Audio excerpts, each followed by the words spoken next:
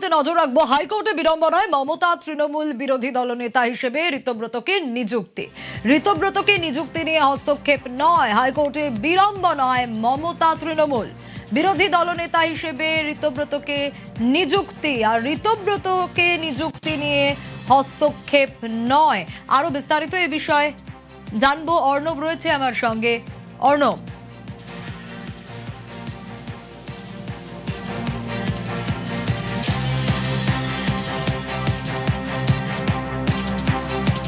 অর্ণবের কাছে আসবো, তবে তার আগে আরো একবার জানাই ঋতব্রত বন্দ্যোপাধ্যায় বিরোধী দলনেতা হয়েছেন এবং ঋতব্রত বন্দ্যোপাধ্যায় বিরোধী দলনেতা নব তৃণমূলে।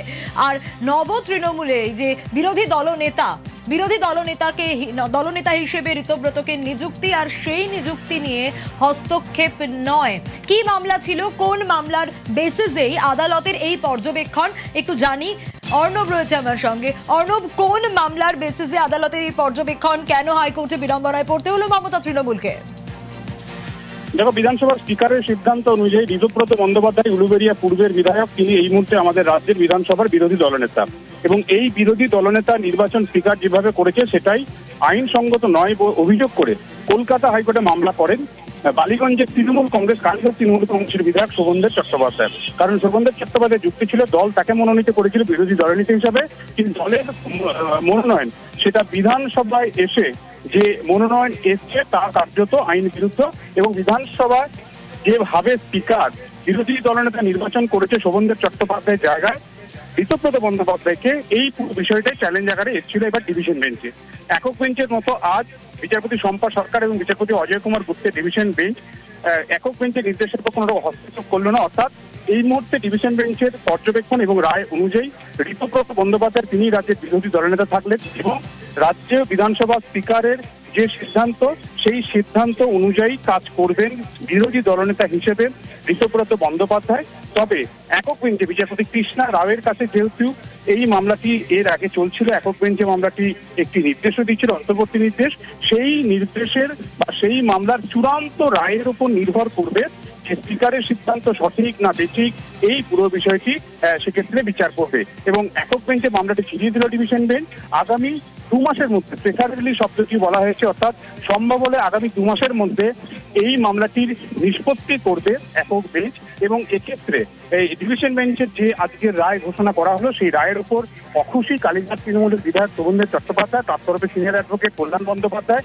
ডিভিশন বেঞ্চের রায়ের কার্যকর করার উপর অন্তর্বর্তী স্থগিতাদেশ বা কার্যকর করার পর যাতে স্থগিতাদেশ দেওয়া হয় এই আবেদন করে, সেই আবেদনটি গ্রহণ করার পর সেটিও রিজেক্ট করেছে ডিভিশন বেঞ্চ এবং এক্ষেত্রে এর অর্থ হচ্ছে, অর্থাৎ ডিভিশন বেঞ্চই কালীঘাট তৃণমূল কংগ্রেসের এই লড়াই বিরোধী দলনেতা নির্বাচন নিয়ে তা থেমে থাকছে না, বিষয়টি সুপ্রিম কোর্টেও জল গড়াতে চলেছে। কারণ এই ধরনের নির্দেশ কার্যকর করার উপর যখন কেউ স্টে চায় কোনো পার্টি, তার নিশ্চিতভাবে সেই নির্দেশটা চ্যালেঞ্জ করার জন্য এর হায়ার ফোরাম অর্থাৎ সুপ্রিম কোর্টে সম্ভবত যেতে চলেছে কালীঘাট তৃণমূল কংগ্রেস। সেই কারণে তারা এই নির্দেশ কার্যকরের ওপর স্থগিতাদেশ চায়, যদি সেটিও খারিজ করেছে বা রিফিউজ করেছে ডিভিশন বেঞ্চ। অর্থাৎ ঋতব্রত বন্দ্যোপাধ্যায় ভালো তৃণমূল বা বেসুরো তৃণমূল দুই যাই বলো না কেন, সেই তাদের তরফে নির্বাচিত প্রতিনিধি হিসেবে ঋতব্রত বন্দ্যোপাধ্যায় এই মুহূর্তে বিরোধী দলনেতা হিসেবেই কাজ চালাবেন।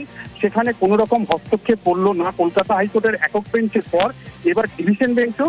এর অর্থ শোভনদেব চট্টোপাধ্যায় দল তাকে কালীঘাট তৃণমূল কংগ্রেস, মমতা বন্দ্যোপাধ্যায় বা তাদের 6 মে তাদের যে সিদ্ধান্ত হয়েছিল, রেজুলেশন হয়েছিল, সেই রেজুলেশন যাই হোক না কেন, বিধানসভায় যে সিদ্ধান্ত সামনে এসছে এবং সংখ্যাগরিষ্ঠতার নিরিখে যেভাবে বিরোধী দলনেতা নির্বাচিত হয়েছে, সেখানে একক বেঞ্চের নির্দেশের উপর কোনো রকম হস্তক্ষেপ করার জায়গা নেই বলে ডিভিশন বেঞ্চ একক বেঞ্চের নির্দেশের উপর কোনো রকম হস্তক্ষেপ করলো না এবং স্পিকারের যে সিদ্ধান্ত অনুযায়ী বিরোধী দলনেতা নির্বাচন হয়েছে আমাদের রাজ্যে, সেই বিরোধী দলনেতা তিনিই কাজ করবেন এবং স্পিকারের সিদ্ধান্ত ভুল না সঠিক নয়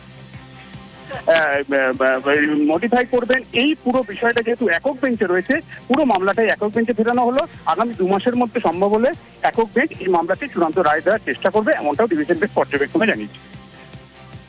কিন্তু অর্ণব, একটা বিষয়, আচ্ছা আসছি তোমার কাছে, তো দর্শকদের আরো একবার জানাই, হাইকোর্টে বিড়ম্বনায় মমতা তৃণমূল ঋতব্রতকে বিরোধী দলনেতা করার সিদ্ধান্ত এবং শোভনদেবের মামলায় হস্তক্ষেপ নয়, হস্তক্ষেপ করলো না ডিভিশন বেঞ্চ। সিঙ্গেল বেঞ্চের যে নির্দেশ ছিল সেই নির্দেশই বহাল রাখলো ডিভিশন বেঞ্চ। আবারও একটু অর্ণবের কাছে যাব। অর্ণব, তাহলে একটু দর্শকদের জন্য বিষয়টা বুঝতে চাইবো যে সিঙ্গেল বেঞ্চের যে নির্দেশ ছিল সেটাই ডিভিশন বেঞ্চ বহাল রাখলো, কোথাও গিয়ে আবারও হাইকোর্টে কালীঘাট তৃণমূল কংগ্রেস ধাক্কা খেলো তা বলার অপেক্ষা রাখে না। কারণ 6ই মে তুমি যে ঘটনা বলছিলে যে শোভনদেব চট্টোপাধ্যায়কে বিরোধী দলনেতা করা এবং সেখান থেকে সই জালিয়াতির যে অভিযোগ উঠে আসে, যা ইতিমধ্যেই তদন্ত চলছে, সব মিলিয়ে আবারও ধাক্কা।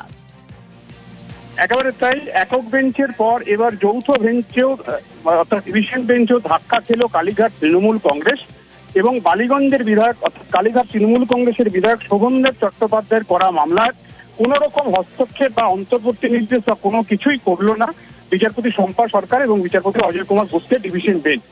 এর অর্থ রাজ্য বিধানসভার বিরোধী দলনেতা নির্বাচন ঋতব্রত বন্দ্যোপাধ্যায় যেভাবে নির্বাচিত হয়েছিলেন সেই বিষয়টিকে আইনসঙ্গত নয় দাবি করে কলকাতা হাইকোর্টে একক বেঞ্চে ধাক্কা খাওয়ার পর ডিভিশন বেঞ্চে গিয়েছিল কালীঘাট তৃণমূল কংগ্রেসের বিধায়ক। সেই ডিভিশন বেঞ্চেও রায় ঘোষণার মধ্য দিয়ে স্পষ্ট জানিয়ে দিল একক বেঞ্চের যে অন্তর্বর্তী নির্দেশ ছিল সেই নির্দেশে কোনো ভুল বা ত্রুটি নেই। একক বেঞ্চের নির্দেশের ওপর কোনো রকম কলম চালাচ্ছে না যৌথ বেঞ্চ, অর্থাৎ একক বেঞ্চে এই মামলাটি চূড়ান্ত রায় বা নির্দেশ আকারে শুনানি হবে এবং তার নিষ্পত্তি হবে। এছাড়া ডিভিশন বেঞ্চ এর সঙ্গে এটি স্পষ্ট করেছে যে দলীয় সিদ্ধান্ত এবং লেজিসলেচার অর্থাৎ বিধানসভার মধ্যে দলগত যে সিদ্ধান্ত, এই দুই সিদ্ধান্ত নিয়ে আপাতত স্পিকার যে সিদ্ধান্ত নিয়েছে সেই সিদ্ধান্ত মধ্যে আপাতত কোনো খুঁত দেখতে পাচ্ছে না কলকাতা হাইকোর্টের ডিভিশন বেঞ্চও। একক বেঞ্চের মতোই এক্ষেত্রে ডিভিশন বেঞ্চও কোনো খুঁত দেখতে পাচ্ছে না। কাজেই উলুবেড়িয়া পূর্বের তৃণমূল কংগ্রেসের অর্থাৎ এই মুহূর্তে ভালো তৃণমূল কংগ্রেসের যিনি বিধায়ক ঋতব্রত বন্দ্যোপাধ্যায়, তিনি আমাদের রাজ্যের বিধানসভার বিরোধী দলনেতা থাকছেন, সেখানে কোনো রকম হাইকোর্ট হস্তক্ষেপ করছে না। অর্থাৎ একক বেঞ্চের পর যৌথ বেঞ্চেও ধাক্কা খেলো কালীঘাট তৃণমূল কংগ্রেস এবং একই সঙ্গে তোমায় জানিয়ে রেখি দুবার ধাক্কা খাওয়ার পর এবার সুপ্রিম কোর্টে লড়াই পৌঁছাতে চলেছে কালীঘাট তৃণমূল কংগ্রেস। তারই আভাস মিলেছে এদিন, কারণ শোভনদেব চট্টোপাধ্যায়ের আইনজীবী কল্যাণ বন্দ্যোপাধ্যায় আজকে ডিভিশন বেঞ্চের রায় যাতে কার্যকর বা বাস্তবায়িত না হয় তার উপর অন্তর্বর্তী বা সেটার উপর স্থগিতাদেশ দেওয়ার আবেদনটা করেন, সেটি গ্রহণ করেছে ডিভিশন বেঞ্চ এবং সঙ্গে সঙ্গে সেটি খারিজও করেছে। এর অর্থ এই নির্দেশ এখন থেকেই কার্যকর হয়ে গেল রায় ঘোষণার মধ্য দিয়ে, অর্থাৎ ঋতব্রত বন্দ্যোপাধ্যায় দলনেতা হিসেবে ডিভিশন বেঞ্চও আপাতত স্বীকৃতি পেলেন। যদিও স্পিকারের যে সিদ্ধান্ত অনুযায়ী বিরোধী দলনেতা হয়েছেন ঋতব্রত বন্দ্যোপাধ্যায়, সেই সিদ্ধান্ত ভুল না ঠিক, স্পিকার সঠিক সিদ্ধান্ত নিয়েছেন না বেঠিক সিদ্ধান্ত নিয়েছেন তার চূড়ান্ত ভাগ্য নির্ধারণ করবে একক বেঞ্চের বিচারপতি কৃষ্ণা রাওয়ের চূড়ান্ত রায়ের উপর। বেশ অর্ণব।